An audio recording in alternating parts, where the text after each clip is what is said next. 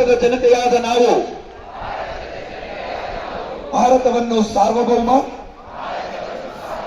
ಸಮಾಜವಾದಿ, ಧರ್ಮ ನಿರಪೇಕ್ಷ,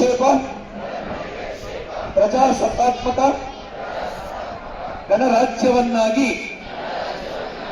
ರೂಪಿಸುವುದಕ್ಕಾಗಿ ಭಾರತದ ಎಲ್ಲಾ ಪ್ರಜೆಗಳಿಗೆ ಸಾಮಾಜಿಕ, ಆರ್ಥಿಕ ಮತ್ತು ರಾಜಕೀಯ ನ್ಯಾಯವನ್ನು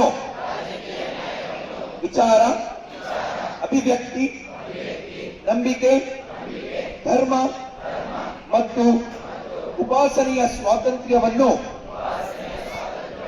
ಸ್ಥಾನಮಾನ ಮತ್ತು ಅವಕಾಶಗಳ ಸಮಾನತೆಯನ್ನು ದೊರೆಯುವಂತೆ ಮಾಡುವುದಕ್ಕಾಗಿ ವ್ಯಕ್ತಿ ಗೌರವ, ದೇಶದ ಏಕತೆ ಮತ್ತು ಸಮಗ್ರತೆಗಾಗಿ ಎಲ್ಲರಲ್ಲಿ ಭಾತೃತ್ವವನ್ನು ಭಾವನೆಯನ್ನು ಮೂಡಿಸುವುದಕ್ಕೆ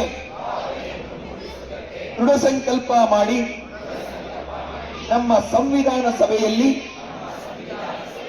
1945ನೇ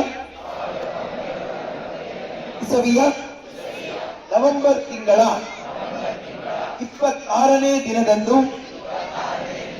ಈ ಸಂವಿಧಾನವನ್ನು ನಮಗೆ ನಾವೇ ಅರ್ಪಿಸಿಕೊಂಡು ಅಂಗೀಕರಿಸಿ ಶಾಸನವಾಗಿ ವಿಧಿಸಿಕೊಂಡಿದ್ದೇವೆ.